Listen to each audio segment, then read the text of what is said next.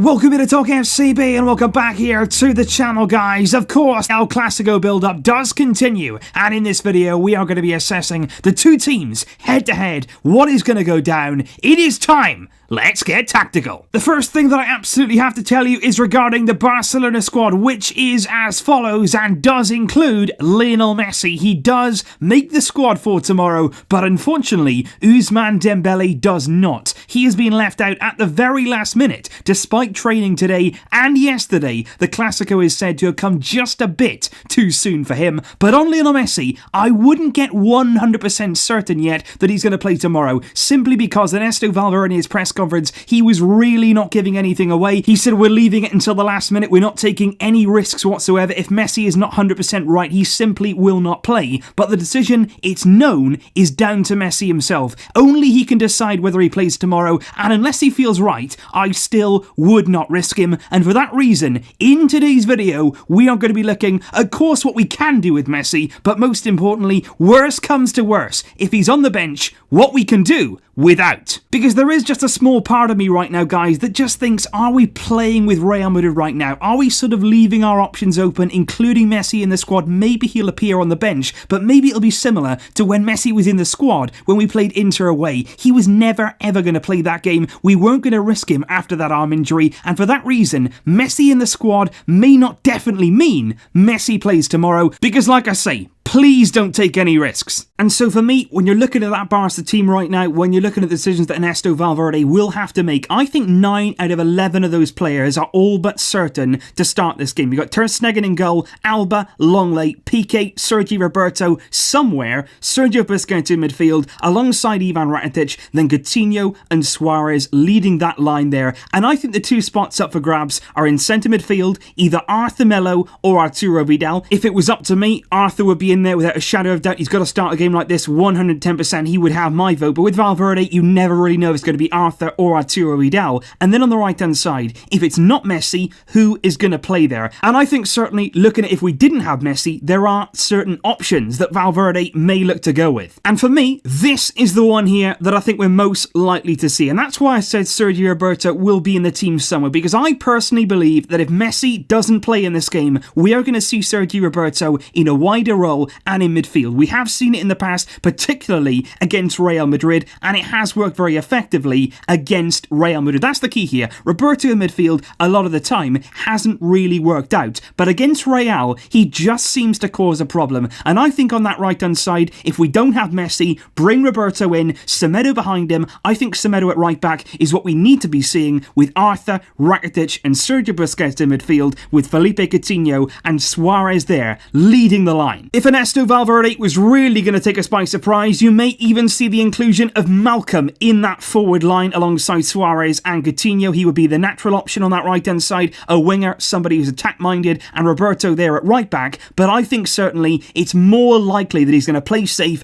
go with what we know, put Roberto in midfield there with Semedo just behind him. And likewise, when you look at the Real Madrid team, what we're going to be up against tomorrow, it is certainly in the balance as well. I would say 8 of those players, according to Marca, 8 of those are guaranteed starters. Keylor Navas is the cup keeper over Thibaut Courtois. Ramos and Varane at centre-back, with Carvajal there at right-back. In midfield, Kroos and Modric, with Benzema and Lucas Vazquez, a very interesting choice there in the front line. At left-back, it's between Reguilón or Marcelo. Reguilón has been playing regularly under Solari and has really impressed. In midfield, according to Marca, it's between Casemiro and Llorente, but I think Casemiro is going to get the nod there. And the final slot up front is going to go to either Bale or Vinicius Jr., who certainly has been pushing for a start here. And right now, on current form, I think looking at Solari's options, you would have to say this would be his team. I think he's going to go with Reguilón over Marcelo at left back. I think Casemiro in midfield, and I think Vinicius ahead of Bale in that front line, which would be a really big decision. But that's the big question here for Solari. Can he keep his nerve, or will he revert back to type? And what I mean by that is he going to throw Marcelo back in simply because of that experience simply because of his name? Is he going to play Bale over Vinicius, even though Vinicius has been in really good form? That's the big question here. And I think if Solari puts Marcelo back in, puts Bale in there in that front line, a player that doesn't really work in Clásicos, that's the question.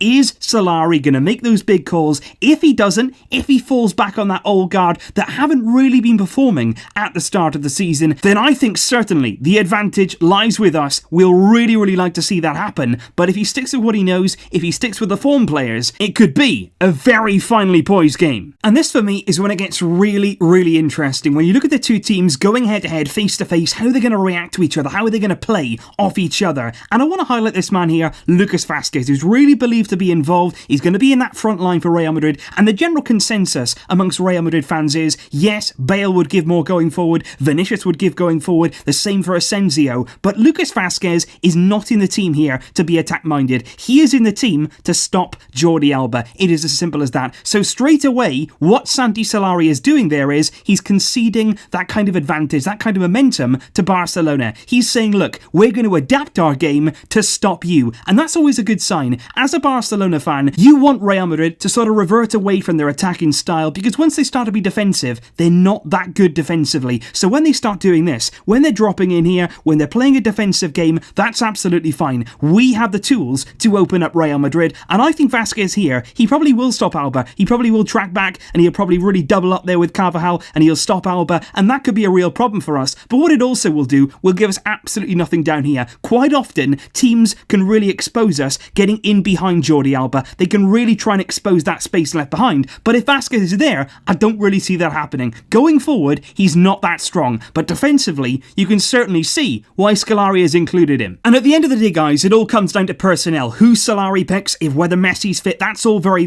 important. But either way, whether it's Messi or whether it's somebody else there, Sergio Roberto, I think Semedo has to play as a right back. The reason for that is, up against Vinicius, both ways, I think Semedo there has the upper hand. You need that kind of pace to deal with Vinicius. He can get in behind you. You've seen that in recent weeks. He's looking really confident. You need Semedo there to combat that. I believe, man-to-man there, Semedo against Vinicius, he has got that battle in his pocket. But not only that, going the other way, you need to put serious pressure on this right-hand side. Because I tell you now, if Vázquez over here is stopping the runs of Alba, if we can't go down the left, you go down the right. You change the point of attack, you play Semedo, and you really try and get in down that right-hand side. And that's why I think Sergio Roberto could well play on that side. Because if Lionel Messi is not in that position, you've got two players here in Semedo and Sergio Roberto who are quite capable of really keeping their width, stretching the pitch, and basically trying to make these two players who are very inexperienced in Clásico matches, you've got to make them work. You've got to put as much pressure on them as possible. Reguilón here, Roberto, keep him out wide, stick him wide, make him come onto you. Then you've got Semedo on the overlap. Is Vinicius going to be willing to work back 70, 80 minutes? That can get tiring, up and down in a game of this intensity. Has he ever played in a game like this before? 90,000 fans at the Camp Nou, all against you. You are going to be up against it, and you've got to make him work. Semedo here and Roberto linking up, forcing him back, and if he doesn't track back once, bang, we're in on the overlap. Ramos could be dragged out, and suddenly then you've got Suarez who's going to play his game. If we can't go down the left, that's why Vázquez is there.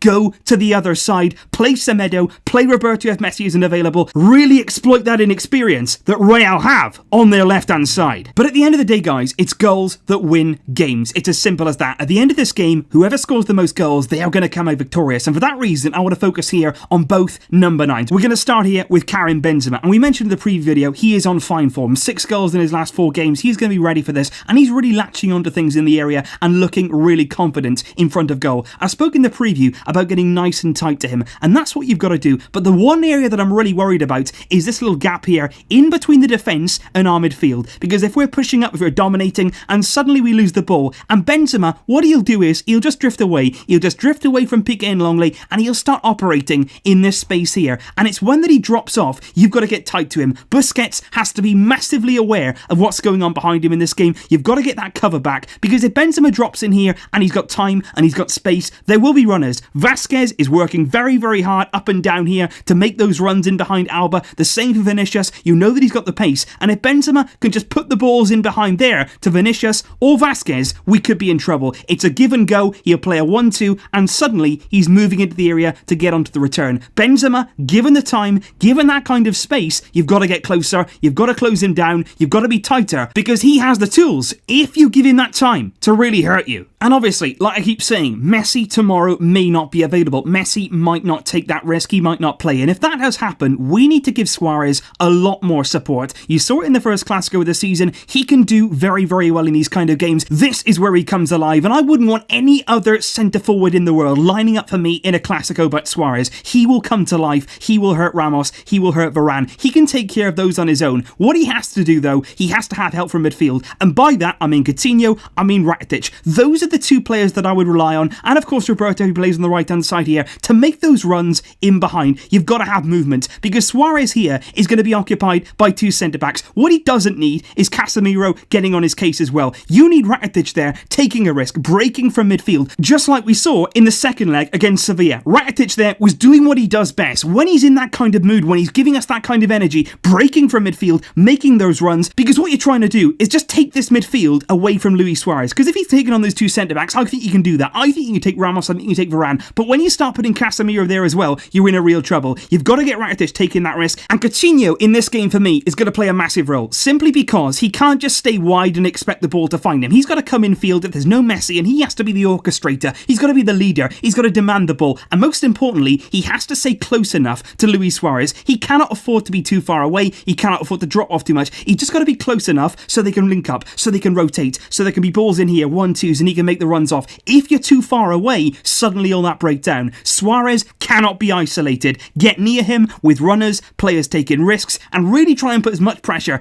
as you possibly can on that Real Madrid defence. And so that is basically where I see this game being won and lost, guys. In the wing areas, if Vasquez is going to stop Alba, that is a massive, massive part of our attack. Down that left-hand side, Alba getting in behind. If that is going to be stopped, we do need to do something else. We need to change our approach, and we need to use that right-hand side here with Roberto and with Semedo, really to exploit that inexperience there of Real Madrid if those two players start. And of course, the number 9s are going to decide this game. Benzema in fantastic form, but I'm going to back Suarez here. I believe that he has what it takes to bring the Clasico home once again. If Messi isn't there, Suarez, he will step up. So as always, guys, please let me know your full thoughts in the comments down below. Let me know how you think we should approach this game, both with Lionel Messi and, of course, without him. And tomorrow, I will be seeing you once again for the big game itself. Thank you for all of your comments. Thank you for getting involved. You have been a fantastic audience. I'll see you tomorrow, guys. But until then, as always, Vesca El Barça.